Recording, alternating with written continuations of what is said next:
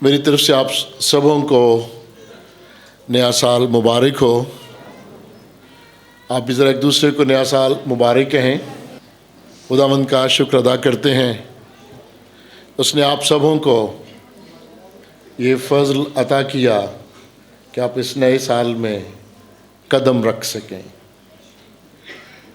यकीनन खुदावंद इस नए साल में आपसे बहुत बड़े बड़े काम भी लेना चाहता है, और इस नए साल में खुदावंद आपको नई बरक़ात से भी नवाजना चाहता है। सो उसका शुक्र अदा करें, उसके लिए शुक्रगुजारी करने आ गीत गाएं कि खुदावंद तेरा शुक्र हो। आए आज के इस नए साल के मज़मून पर गौर करें, और ये मज़मून भी बड़ा ही खूबसूरत है। ईमान में आगे बढ़ना, ईमान में आगे बढ़ना। इब्रानियों के इस खूबसूरत ख़त में 11वें बाब में उन ईमानदारों का ज़िक्र है जिनकी एक लंबी फ़हरिस्त यहाँ पर लिखी है कि ईमान के वसीले वो कायम रहे, और उसमें इब्राहिम से शुरू करके सारा का ज़िक्र है, और उसके बाद इसहाक और याकूब और यूसुफ का ज़िक्र है, और बहुत सारे दूसरे ईमानदारों का ज़िक्र है। वो ईमान में कायम रहे, और ईमान ही के वसीला खुदावंद के फजल से उन्हें चुना गया और उन्हें रास्तबाज कहा गया। मैंने कई बार इस लफ्ज़ की तशरीह की है कि रास्तबाज का मतलब पाक नहीं है। रास्तबाज का मतलब है वो जो खुदावंद की नज़र में मकबूल ठहरता है। फिर लफ्ज़ पाक का भी मैंने कई दफ़ा ज़िक्र किया है। पाक का मतलब ये नहीं है कि हम बेगुनाह हैं।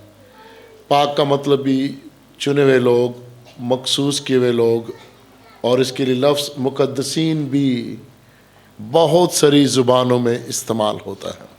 अब पुराने अहद के वो लोग जो ईमान के वसीले खुदावंद की नज़र में मकबूल ठहरे, ज़रा गौर कीजिएगा, इब्राहिम के दौर में खुदा की तरफ से जो लिखी हुई शरीयत मिली, क्या उस शरीयत के वसीला से वो मखसूस लोग ठहराए? इब्राहिम के दौर में तो शरीयत मिली ही नहीं थी, लिखी हुई शरीयत। लिखी हुई शरीयत तो मूसा नबी के दौर में मिली थी ना। तो इसका क्या मतलब हुआ? चुनाव कैसे हुआ? ईमान के वसीला।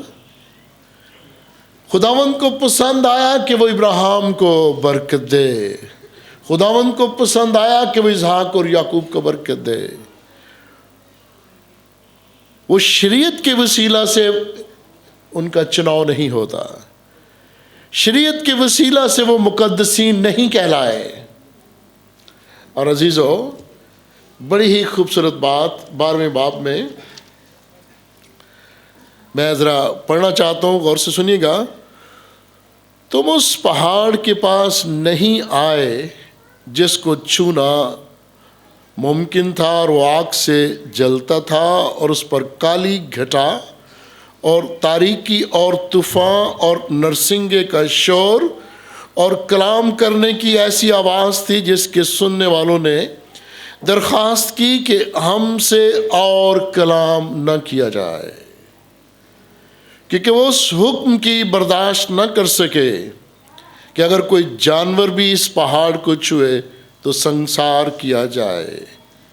और वो नज़ारा ऐसा डरावना था कि मूसा ने कहा, मैं नहायत डरता और कांपता हूँ। ये पुराने अहद का वाक़या है, उस पहाड़ का जिस पर खुदा मूसा से हम कलाम होता था। और फिर नए अहद का पहाड़, उसका नज़ारा सुनिएगा ज़रा, जिसको हम कोए सेऊन कहते हैं, जो 48 ज़बूर हम गाते हैं। सेऊन दे दुआले फिरो, बुर्ज गिनो आलीशां, तेरी हैकल दे विच कीता, तेरी रहमत ते ध्यान। अगर उसका मुआज़ना सुनिएगा, यानी तुमने उस पहाड़ को नहीं देखा, ना उसके करीब आए जहाँ डरावना माहौल था। तुम सेऊन के पहाड़ और जिंदा खुदा के शहर یعنی آسمانی یروشلم کے پاس اور لاکھوں فرشتوں اور ان پیلوٹوں کی عام جماعت، یعنی کلیسیا جن کے نام آسمان پر لکھے ہیں، اور سب کے منصف خدا اور کامل کیے ہوئے راست بازوں کی روحوں، اور نئے عہد کے درمیانی یسوع اور چھڑکاؤ کے اس خون کے پاس آئے ہو جو ہابل کے خون کی نسبت بہتر باتیں کہتا ہے۔ غور کیجئے گا، میں اور آپ کس دور میں ہیں؟ ہم زندہ خدا کے اس پہاڑ پر، سیون کے پہاڑ پر ہیں، یعنی وہاں ڈراؤنا ماحول نہیں ہے، وہاں دہشت نہیں ہے، وہاں فضل ہے۔ جو پرانے عہد کا پہاڑ ہے، جہاں شریعت ہے، جہاں حکم ہے، وہ ڈراؤنا ہے، اور اس ڈراؤنے ماحول میں، شریعت کے اس ماحول میں کوئی پاک نہیں ٹھہرا۔ اس سے پہلے کے لوگ بھی ایمان کے وسیلہ، اور شریعت کے دور میں لکھا ہے کوئی نیکوکار نہیں، کوئی شریعت کے وسیلے بچ نہیں سکا، کوئی اعمال کے وسیلے بچ نہیں سکا۔ اس لیے نیا عہد فضل کا عہد، محبت کا عہد، اور کہا اے بھائیو ایک دوسرے کے گناہوں کو معاف کرو۔ اور خداوند یسوع نے کہا اے تھکے ماندو، بوجھ سے دبے ہوئے لوگو، سب میرے پاس آؤ، میں تمہیں آرام دینا چاہتا ہوں۔ سب لوگوں کو، گنہگاروں کو۔ اب یسوع یہ نہیں کہہ رہا کہ انہیں موقع پر ہی سزا دو، یسوع نہیں کہہ رہا کہ انہیں بھی سنسار کر دو۔ اب یسوع کا نیا عہد، خداوند کا نیا عہد، فضل اور رحمت کا عہد۔ اور آج بیسیوں ایسے لوگ اور تنظیمیں ہیں جو اپنے آپ کو پھر شریعت کے اس ڈراؤنے پہاڑ کی طرف لے جانا چاہتی ہیں۔ وہ اپنی زندگی میں شریعت کے حوالے دے کر دوسرے کو ڈراتے ہیں، تو نے یہ غلط کام کیا تو مر جائے گا۔ وہ اس کو توبہ کی طرف اور محبت کے پیغام کی طرف لے کر آنا نہیں چاہتے۔ تو نے یہ غلط شے کھا لی، تو اب خداوند سے دور چلا گیا۔ وہ ابھی تک شریعت کی ان باتوں کو، رسمی باتوں کو ہی دہراتے رہتے ہیں، اور پولس رسول بڑے واشگاف الفاظ میں کہتا ہے کہ میں شریعت کے متحد نہیں بلکہ فضل کے متحد اپنی زندگی بسر کرنا چاہتا ہوں۔ عزیزو، عبرانیوں کے اس خط میں 12ویں باب میں شروع کی آیات میں یوں لکھا ہے، پس جبکہ گواہوں کا ایسا بڑا بادل ہمیں گھیرے ہوئے ہے، تو آؤ ہم بھی ہر ایک بوجھ اور اس گناہ کو جو ہمیں آسانی سے الجھا لیتا ہے دور کر کے اس دوڑ میں صبر سے دوڑیں جو ہمیں درپیش ہے۔ عزیزو، وہ کون سا گروہ ہے، وہ کون سے گواہ ہیں جنہوں نے ہمیں گھیرا ہوا ہے؟ وہ گواہوں کا کون سا ایسا بڑا ہجوم ہے؟ اور مصنفین لکھتے ہیں کہ وہ پرانے عہد کے ایماندار، وفادار لوگوں کا، گواہوں کا گروہ ہے، بھیڑ ہے۔ یہ گزرے زمانہ کے لوگ ہیں، اور یہ بڑی بھیڑ ہے، اپنے شہر کی بڑی بھیڑ کی مانند ہے، اور وہ بلند آواز سے موجودہ دور کے ایمانداروں کو، موجودہ دور کے مسیحوں کو یہ کہہ رہی ہے ڈرو مت، حوصلہ افزائی کر رہی ہے۔ یہ گواہ ایسے ہیں جیسے کسی بڑے اسٹیڈیم میں ایک بہت بڑا ہجوم ہو تماشائیوں کا، جب آپ کھیل رہے ہیں تو وہ تالیاں بجا رہے ہیں کہ شاباش، گھبراؤ نہیں، بڑھو، وہ ہمیں بیک اپ کرتے ہیں۔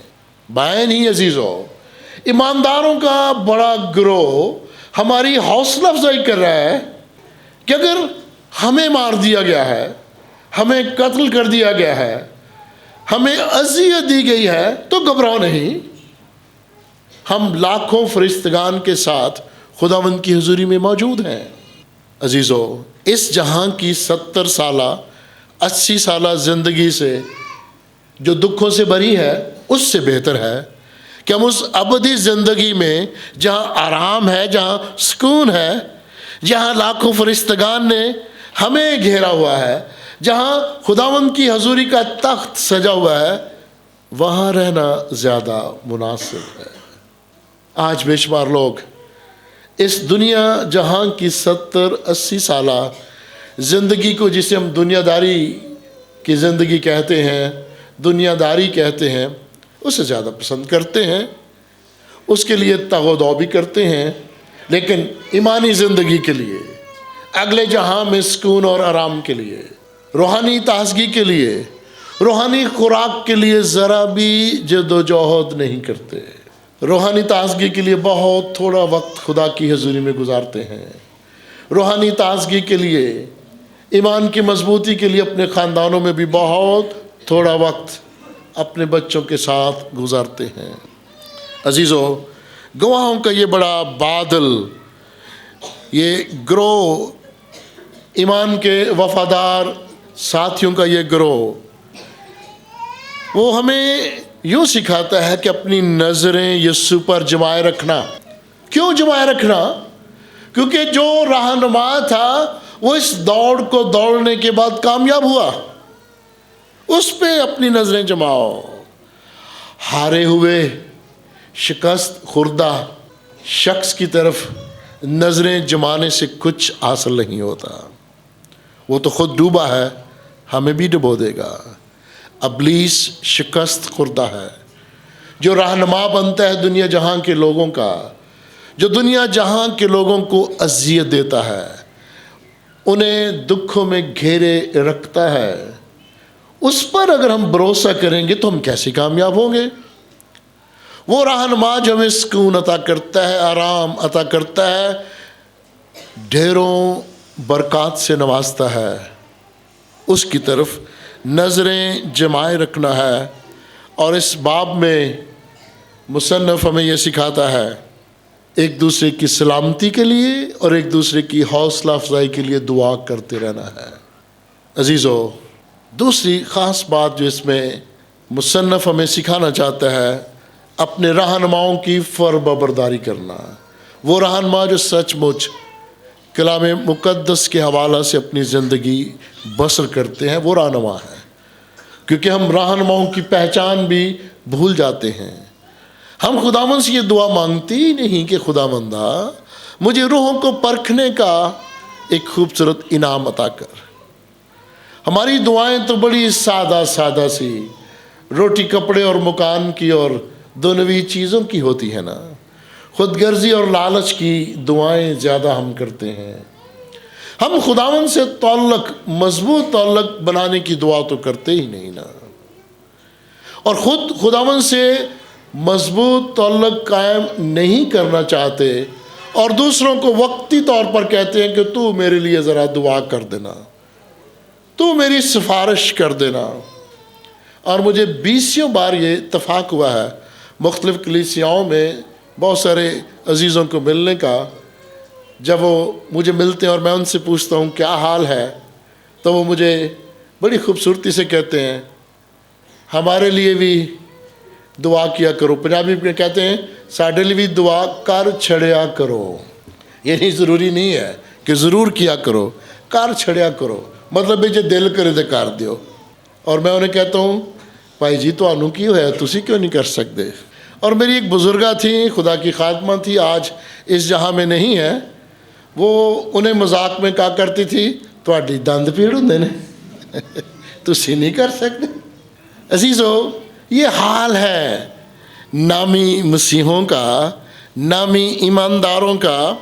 اور کتاب کا مصنف، عبرانیوں کے خط کا مصنف، اور اس باب میں مصنف ہمیں یہ کہتا ہے ایک دوسرے کی حوصلہ افزائی کرنا، ایک دوسرے کے لیے دعا مانگنا، اور انہیں بھی کہنا تم بھی دعا کرو، اور اس ایمان کے بانی اور کامل کرنے والے یسوع کو تاکتے رہنا، جس نے اس خوشی کے لیے جو اس کی نظروں کے سامنے تھی۔ وہ کون سی خوشی تھی جو اس کی نظروں کے سامنے تھی؟ عزیزو، وہ خوشی یہ تھی کہ میں اپنے مشن کو پورا کرنے والا ہوں۔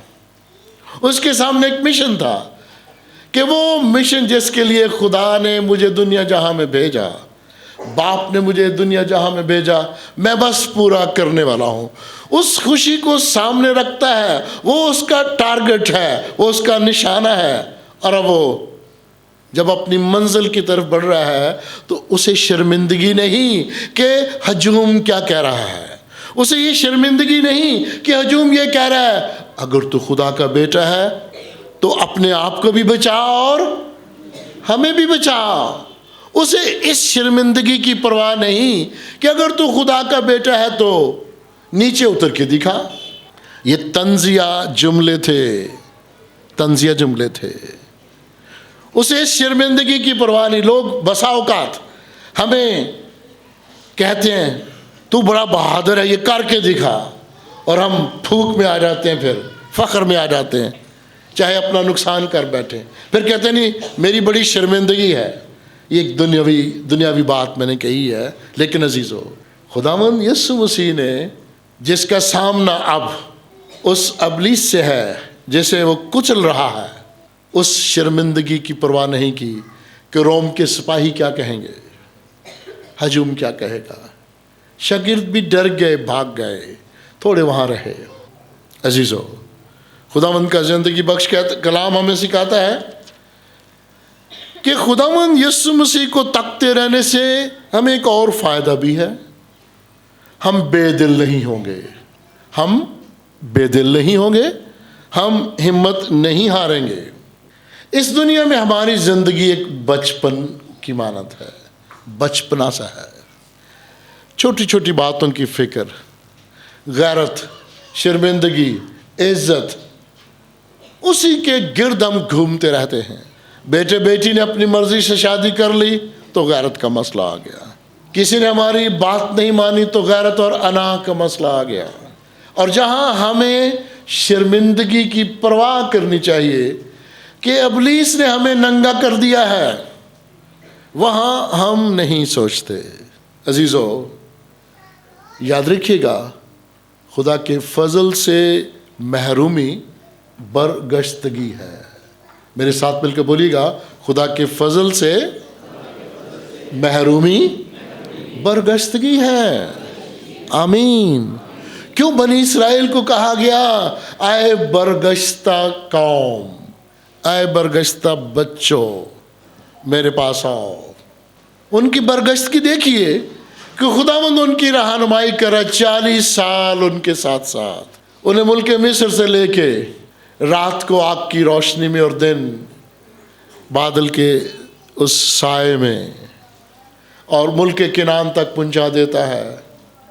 اس کو چھوڑ کر، فضل کو چھوڑ کر، رحمت کو چھوڑ کر برگشتگی کی طرف، فضل کو چھوڑ کر شریعت جس پر وہ پورا نہیں اتر سکے، اس کی رحمت کو بھی نہیں پہچان سکے، اس خداوند سے نظریں چرا کر دور جانے کی کوشش کر رہے ہیں۔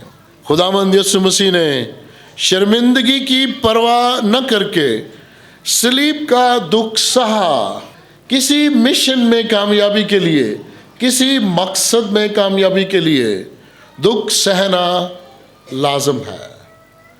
داؤد نبی یوں لکھتا ہے، اچھا ہوا مجھ پر مصیبتیں آئیں، اچھا ہوا مجھ پر مصیبتیں آئیں تاکہ میں تیرے آئین سیکھ لوں، تاکہ میں تیرا کلام سیکھ لوں۔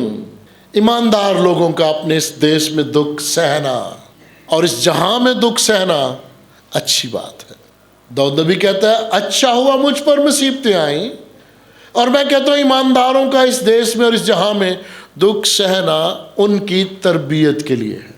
جب تک اب کوئی ہمیں ٹھیس نہ پہنچائے، ہمیں دکھ نہ دے، ہم سیکھتے ہی نہیں۔ اور لوگ پنجابی میں کہتے ہیں تو آرام نہ سیکھنا کہ نہیں، جب تک ڈنڈے نہ پڑے، جب تک مار نہ پڑے، جب تک پنجابی کے اندر بےزتی نہ ہوئے ہم پہ اثر ہی نہیں ہوتا۔ پیاری بہنوں اور پیارے بھائیوں، خداوند یسوع مسیح پر غور کرو، اس نے صبر کیا، اس نے برداشت کیا، دکھ سہا، اس نے کلیسیا کے سارے گناہوں کا بوجھ خود اٹھا لیا، اس نے کلیسیا کی خاطر دکھ اٹھایا، اور اس نے اس مسئلے کو، اس خرابی کو جو باغ عدن میں پیدا ہوئی دور کیا۔ لیکن عزیزو، کیا ہمارے لیے یہ عزت نہیں ہے؟ ہمارے لیے یہ شان نہیں ہے کہ آج کے اس دور میں مشکلات کے باوجود خداوند نے ہمیں ہماری حوصلہ افزائی کے لیے بے شمار نعمتوں اور برکات سے بھی نواز رکھا ہے؟ آج میں اپنے بیٹوں بیٹیوں کو یہاں دیکھ رہا ہوں، جس خوبصورت انداز سے وہ بیٹھے ہیں اور خوبصورت لباس میں زیب تن ہیں، ان کے چہروں کو دیکھ کے خوشی ہوتی ہے۔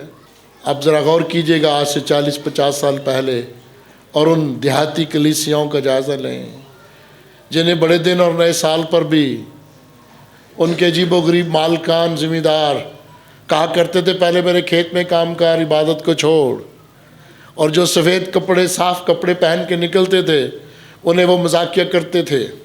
دیکھیے یہ دور، یہ خداوند کا رحم اور اس کا فضل ہے۔ پرانے عہد کا ایک خوبصورت واقعہ میں آپ کے گوش گزار کرنا چاہتا ہوں، اور وہ واقعہ ہے عیساؤ اور یعقوب کا۔ لکھا ہے، عیساؤ کی طرح بے دین نہ بنو، اس نے ایک وقت کے کھانے کے عوض اپنے پلوٹے ہونے کا حق بیچ ڈالا۔ اس نے دنیا داری کو ترجیح دی، وہ دیندار نہ رہا۔ زمانہ قدیم میں بنی اسرائیل کے دور میں پلوٹے کے کچھ زیادہ حقوق ہوا کرتے تھے۔ اس نے اس برکت کو جو پلوٹے ہونے کی برکت تھی اس کو حقیر جانا کہ چھوڑو جی اس برکت کو، کیا ہے اگر میں پلوٹا نہ بھی کہلاؤں، کیا ہے اگر مجھے برکت نہ بھی ملے، میری تو وقتی ضرورت پوری ہونی چاہیے نا، میری تو وقتی بھوک ختم ہونی چاہیے۔ آج کے دور میں ہم کہتے ہیں ڈنگ ٹپاؤ پالیسی، کہتے ہیں ٹائم تے کڈو نا وقتی طور پر۔ اس نے اپنے پیٹ کی خاطر اپنی اس برکت کو ٹھکرا دیا۔ اس کے بعد جب اس نے برکت کا وارث ہونا چاہا تو منظور نہ ہوا، چنانچہ اس کو نیت کی تبدیلی کا موقع نہ ملا، گو اس نے آنسو بہا بہا کر اس کی بڑی تلاش کی۔ عزیزو، جب ہم بیش قیمت برکات کو ٹھکرا دیں گے، چنیدہ لوگ ہوتے ہوئے، راست باز لوگ ہوتے ہوئے، مقدسین کہلاتے ہوئے، ہم ان عظیم برکات کو جو خدا ہمیں دینا چاہتا ہے اور جس نے دے رکھی ہیں ان کو ٹھکرا کر ہم بھی دنیا دار بن جائیں تو پھر یہ مواقع بار بار نہیں ملیں گے۔ عزیزو، مسیح میں قائم رہنا یہ اعزاز ہے۔ مسیح میں قائم رہنا ہمارے لیے نہ صرف اعزاز ہے بلکہ اس تخت پر بیٹھ کر غیر قوموں کا انصاف کرنا بھی ہے۔ کتنا بڑا اختیار ہمیں ملتا ہے۔ اور یہاں نئے عہد میں خداوند آج ہمیں یہ یاد دلانا چاہتا ہے، اس اعزاز کو اور اس برکت کو اپنے ہاتھ سے نہ جانے دیجیے گا۔ اور آج نئے سال کا خاص مضمون ایمان کے بانی اور کامل کرنے والے یسوع کو تکتے رہو، جس نے صلیب پر قربان ہونے کو شرمندگی محسوس نہ کیا بلکہ اپنے مشن کو پورا کیا۔ اور اس کو اجر کیا ملا؟ اس کو انعام کیا ملا؟